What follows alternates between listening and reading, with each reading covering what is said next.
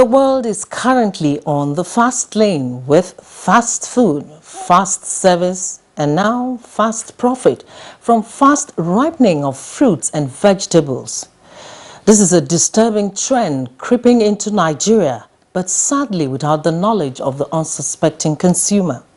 Now, many traders in Nigeria are guilty of making use of calcium carbide in ripening fruits and vegetables, especially in cities where there is high demand. The National Agency for Food and Drug Administration and Control, NAFDAC, recently raised an alarm over this, advising Nigerians to stay away from such fruits and vegetables. But how can one tell the difference between these fruits and the ones ripened by nature? Is it judged by sight or taste? That is our focus on Nigeria today. I am Joy Osiago.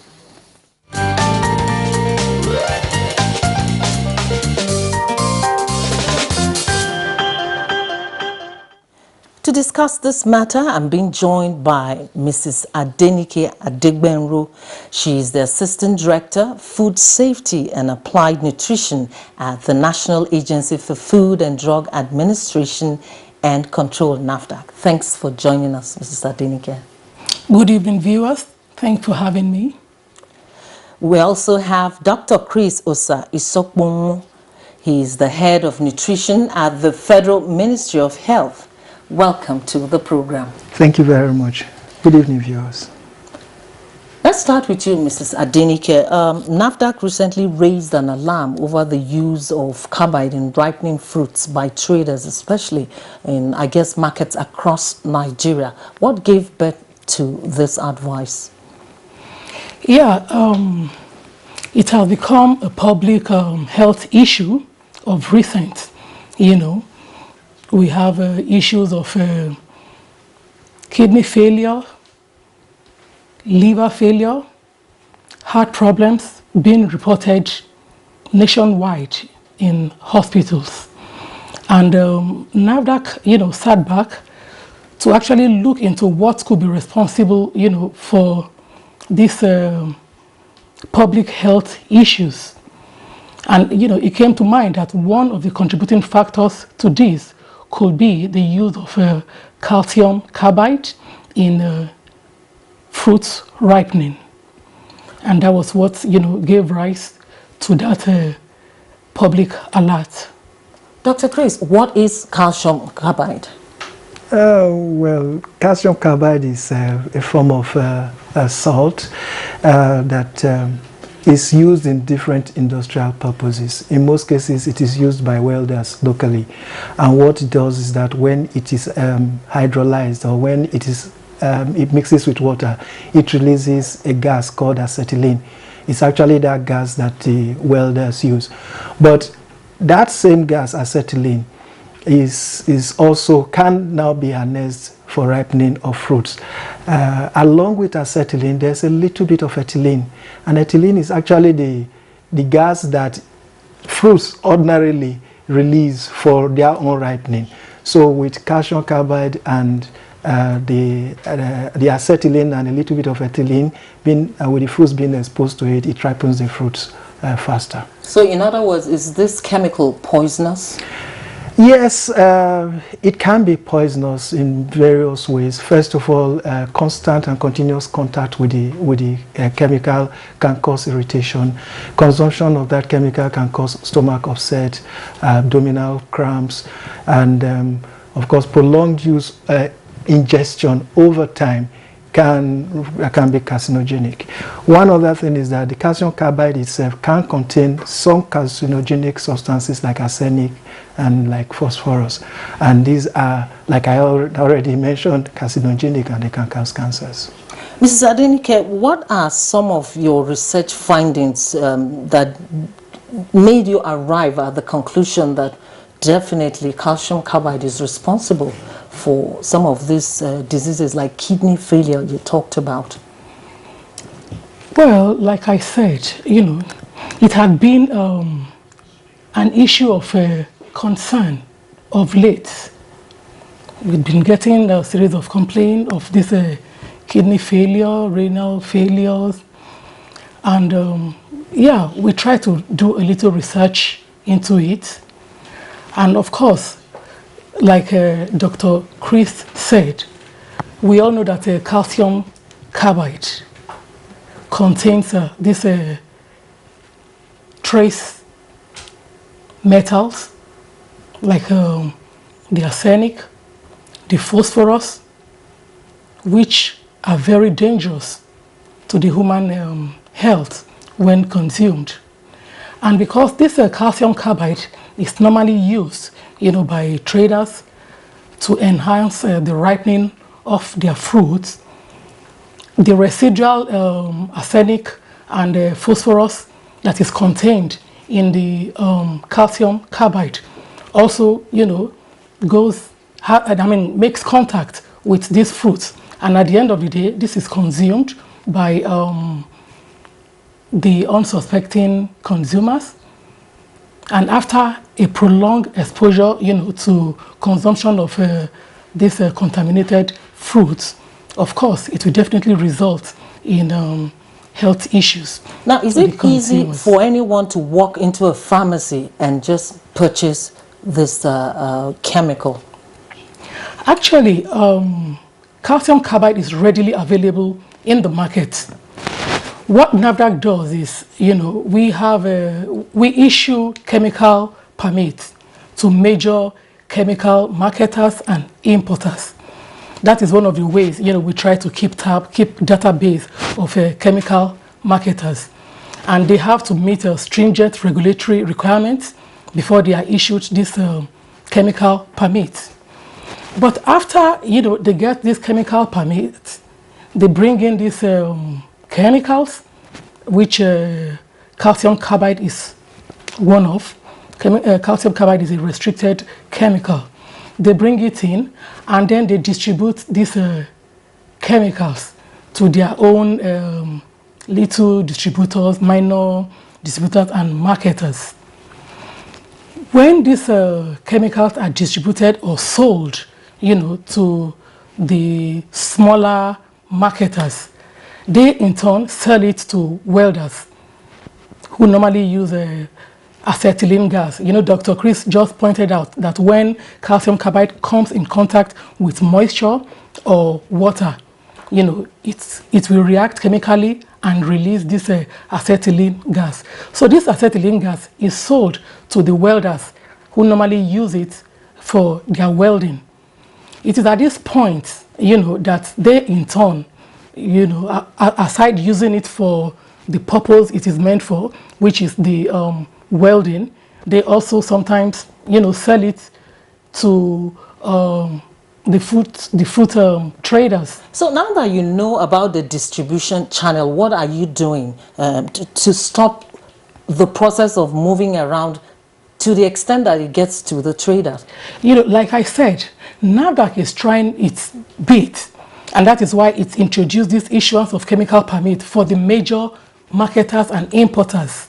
And we have good control at that level, because before the chemical permit is issued, the chemical marketer or importer, must have a warehouse where he or she intends to store the chemicals. The chemical marketer is also expected, to submit the list of his or her customers to NAFDAC. So, we have good control at that level. But by the time it gets to the artisans, these are the welders who are the end users of these chemicals, it becomes a little bit difficult, to keep tab and monitor them. We'll come back to this issue. Let me go to Dr. Chris. Dr. Chris, how can one tell the difference between fruits and vegetables ripened with calcium carbide and the ones that are ripened naturally? Okay. Interestingly, that is one aspect that can sometimes be difficult to differentiate. But one way of differentiating it, and almost all of us can fall prey to it, is that fruits that are ripened with calcium carbide ripen uniformly. So they usually look very bright and beautiful compared to those that ripen naturally. Those that ripen naturally do not ripen uniformly. You have spots every now and then. But if I present you with these two kinds of fruits, you naturally go for the one that is very beautiful and well ripened. That's one example. Another way is that those that are ripened by artificially using calcium carbide are often softer than the ones that ripen naturally. And in addition to that, another way you can tell is the difference in taste. The natural ones, those that ripen, fruits that ripen naturally taste better than those that ripen artificially.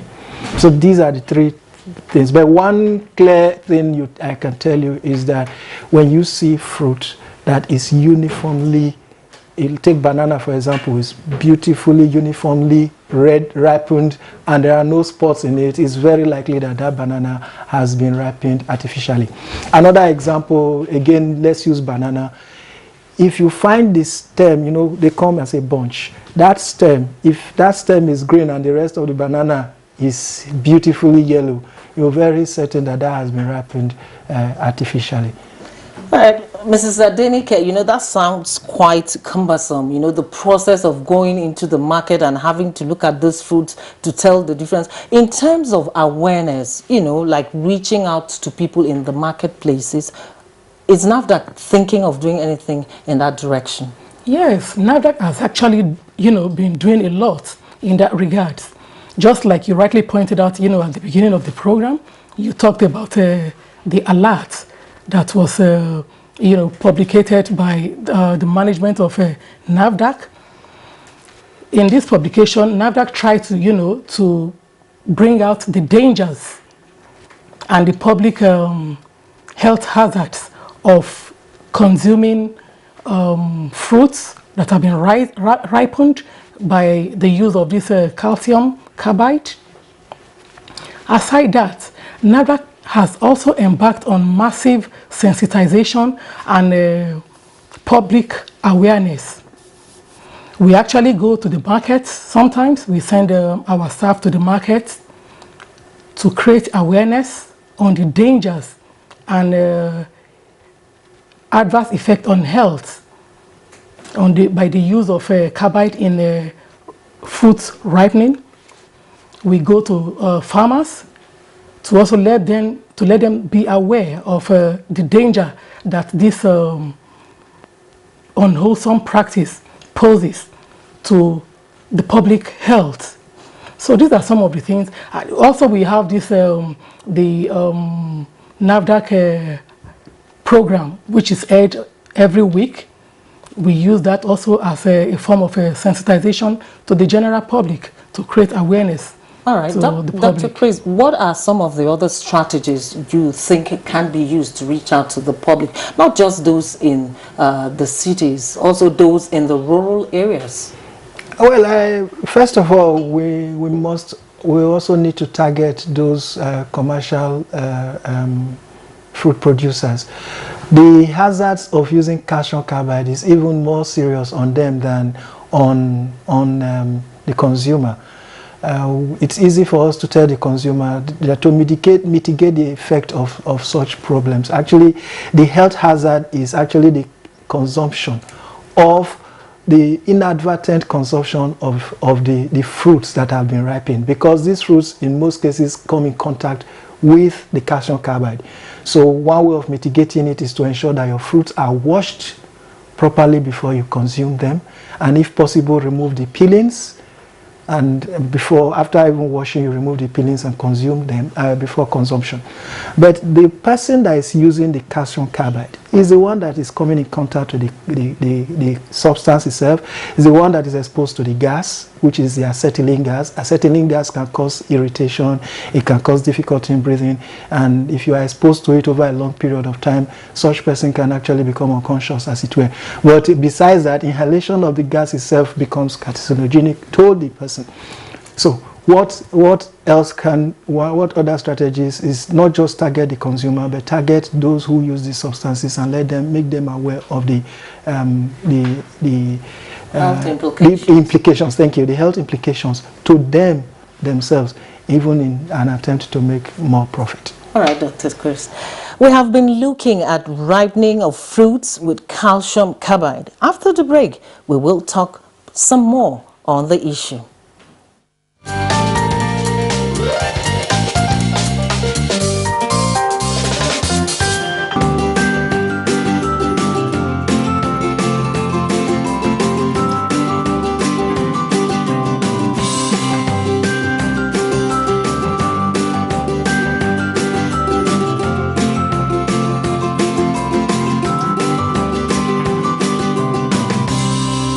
By the taste, secondly by the color, and the chemical make it to lose its contents completely, and which is very hazardous to our health. They use chemical to ripen fruits. For sure, you know by the taste. For those who knows the difference, they will know by the taste. To me, I think it's by the taste. And then when you look at the body of the fruit, you see it's not naturally ripe. When it's naturally ripe, it has this darkness from the fruit, depending on the fruit. But if it's by carbide, you see that, if it's, let me use banana for example. Banana is something you see, the greenish color will still be pronounced, but it's already ripe. But when you taste it, you know this one is not original, you know that it has been used by carbide. I think the taste mostly. It will be the taste, because like for instance, let's say banana, once if it's natural, if it's ripe naturally, and the artificial one, there's a difference. There's a difference in the taste. That's what I know. And also I think the color also as well. Color at times.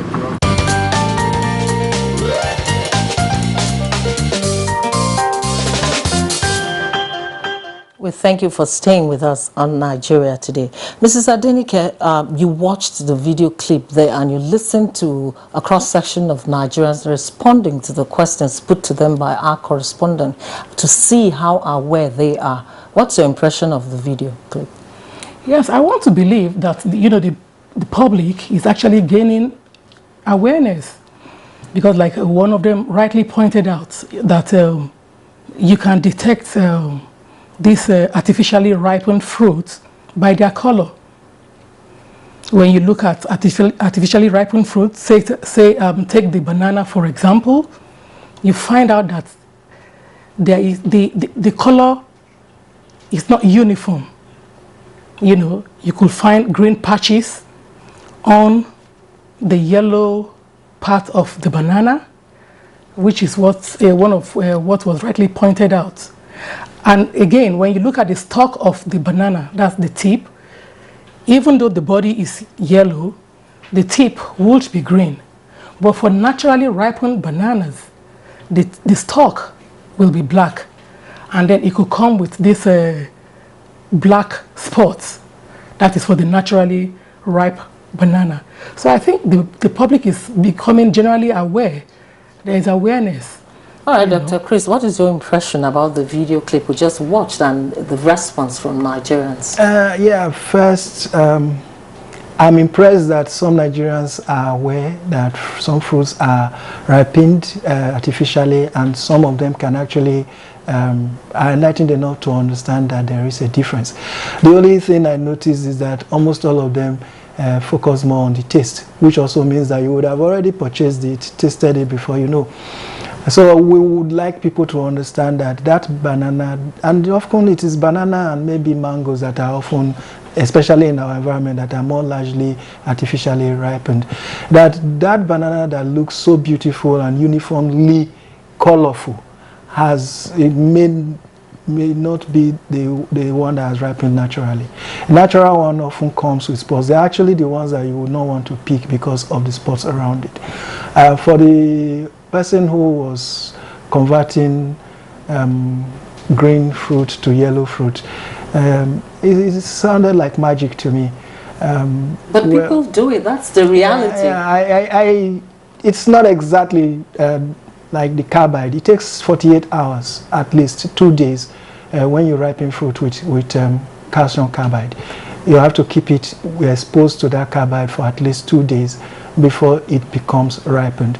This one, you're just putting it into a solution and bringing it out ripe almost within seconds. So in other words, there are other chemicals that are used for ripening fruits and vegetables which are also harmful to our health. What I saw there was not ripening. I think it was coloring rather than ripening the fruit. It was and what is the implication of coloring fruits? It would depend on what color, I mean, what was used as a colorant. You know, we have some artificial colorants that can be consumed. Most of our beverages, for example, come with colors. But if that coloring that is being used is not good for human consumption, then there are potent danger. And I think it's also very easy. If it's coloring, you could easily, almost with some effort, you can wipe it off of it. Mrs. Adenike, is there a legal side to this whole problem of using calcium carbide to ripen fruits and vegetables? Actually, in most developed countries, the use of calcium carbide has actually been banned in most developed world. It's just, you know, in the developing world, like Nigeria, that you still find such practice being done. Although even when the perpetrators carry out these acts, they don't carry it out in the open. And they also will not admit to the fact that they have used calcium carbide to ripen their fruits. And if you saw the alert from the management of NAFDAC, it has now been said, it has been made known to the general public that the use of calcium carbide for ripening of a fruit is now a criminal offense, which is punishable by prosecution. So how many people have you punished or prosecuted? Like I said, this is just a new thing. The alert actually came just last month, and NAFDAC is now committed, you know, to ensuring that this is carried out. Right, Dr. Chris, what other methods or strategies do you suggest that we can use to punish this culprit so that we can speed up the process and save Nigerians from the health challenges? I think first, I would like to commend NTA for this. This is one opportunity of getting the consumers to know and be aware of it. And so we need to have a very high public enlightenment and sensitization. What that does is that the more people know about it and avoid it, then it becomes bad market for the perpetrators. Usually it's very difficult to enforce these regulations because of the society that we have, and so one way of doing that is to make that business as unattractive as possible. People need to constantly be reminded of the fact that they are doing harm to themselves by consuming fruits that are unwholesome. There are regulations. The Consumer Protection Council should be able to constantly enlighten the people. The Standards Organization of Nigeria has a responsibility. The media has a large responsibility, and not just the responsibility of NAFDAC alone. But overall, it's a responsibility of us all as Nigerians to watch out for our neighbors, be our brother's keeper, ensure that we consume what's right. But more importantly, and for the point of view of health, is to advise all Nigerians to wash their fruits very well before eating, before consuming them, and if possible, cut them into tiny bits. After washing them, cut them into tiny bits before consumption. Do not go for those fruits that look very attractive and uniformly ripened, but look for those that have specks and spots, because those are the ones that are naturally ripened. And for those who perpetrate this, just know that exposure to calcium carbide and the acetylene gas is dangerous to your health and can predispose you to life-threatening conditions, especially the cancers and breathing difficulties, or irritation in the gastrointestinal tract, and so on and so forth. All right, Dr. Chris. Mrs. Adenike, quickly, in terms of information dissemination, we're talking about collective responsibility now, because what we're doing here is to create awareness. Are you working with relevant organizations in terms of passing across this information to those even in the rural areas? Yes, like I said, you know, I talked earlier on about this sensitization campaign of NAFDAC, and it is taken as far down, you know, it is cascaded down even to the rural areas. It is carried out in the rural areas, and like I said, we also even visit farmers who are also perpetrators, you know, some of them are perpetrators of this unwholesome practice. So we go to them, try to enlighten them, point out the dangers involved in using calcium carbide, you know, for ripening of their fruit. The fact is that they are also not, you know, exonerated from even the ill effects of these chemicals. Wow. Because when these chemicals, comes in contact with their skin, it could cause burn, it could cause ulceration. When it is inhaled, it could also cause nasal irritation. All right, we'll keep this awareness creation going. So I must thank you, Mrs. Adenike Adegbenro, Assistant Director, Food Safety and Applied Nutrition at the National Agency for Food and Drug Administration and Control. Thanks for coming into our studios, and thanks for your contributions. I'll also like to thank Dr. Chris Osa Isokpon, Head of Nutrition at the Federal Ministry of Health. It was nice having you in our studios to contribute to this discussion. Thank you very much. It was my pleasure. This is where we'll wrap up Nigeria Today. Thanks for keeping this date. I am Joy Usiago.